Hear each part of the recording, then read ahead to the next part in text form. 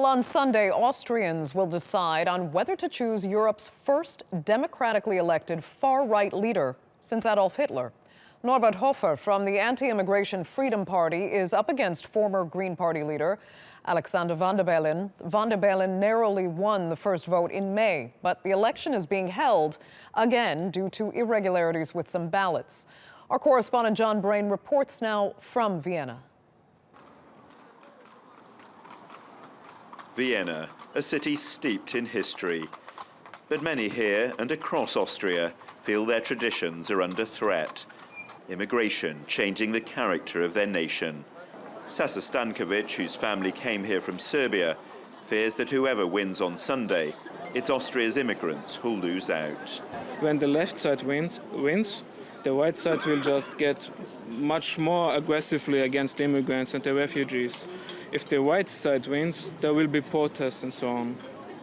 So it just doesn't make any sense to vote at all. The choice for voters could hardly be more stark.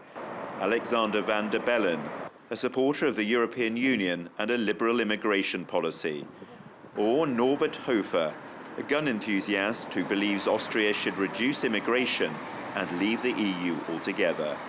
In theory, the Austrian constitution gives wide-ranging powers to its president. In practice, though, it's largely a ceremonial role. But Europe will be watching this vote closely. A victory for Norbert Hofer would give further momentum to the tide of right-wing populism, which is sweeping across the continent. Martin Sellner is embracing that populism. He's established a new movement in Austria to promote it. I think just like Brexit and the Trump election, the Hofer election in Austria is a very important turning point for the public opinion.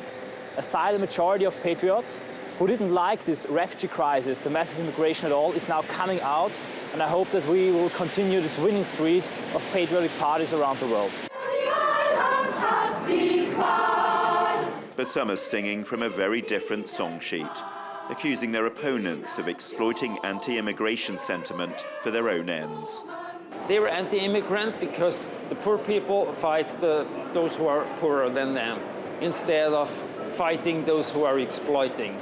So I think it's the populist, right-wing populist movements are like putting this idea and they're profiting out of it.